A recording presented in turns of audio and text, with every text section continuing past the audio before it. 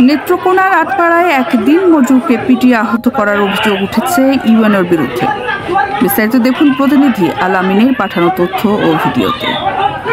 নেত্রকোনা আটপাড়া উপজেলা নির্বাহী কর্মকর্তা রুয়েল সাংমা একদিন মজুরকে জনসম্মুখে পিটিয়ে আহত করার ভিডিও সামাজিক যোগাযোগ মাধ্যমে ভাইরাল হয়েছে। ভিডিওতে দেখা যায় আটপাড়া উপজেলার ইউএনও রুয়েল সাংমা একটি ঘরে একদিন মজুরকে নিজেই লাঠি দিয়ে পিটিয়ে আহত করছেন।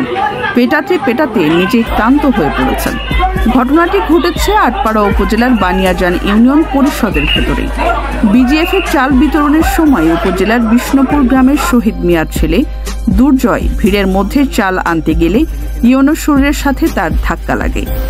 এই ধাক্কা লাগার অপরাধে পরিষদের ভেতরেই জনসম্মুখে আনসারের কাছ থেকে লাঠি নিয়ে নিজেই দিনমজুর দুর্জয়কে বেধড়ক পিটাতে থাকেন। এ ঘটনায় এলাকায় ক্ষোভের সৃষ্টি হয়েছে।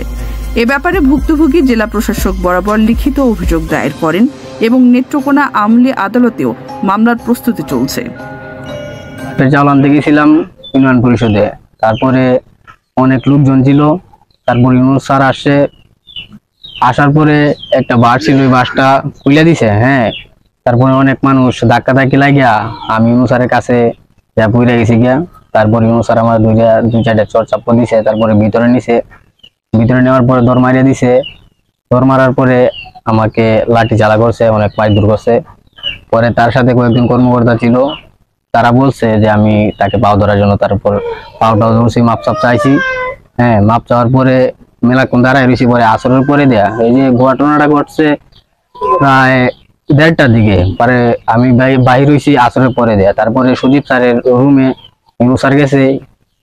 ইউনুস স্যার যাওয়ার পরে তো আমার ছাড়ে না। পরে তারপর আমার কাকিমা সে জামিনদার হইয়া আমার ছাড়াই আনছে।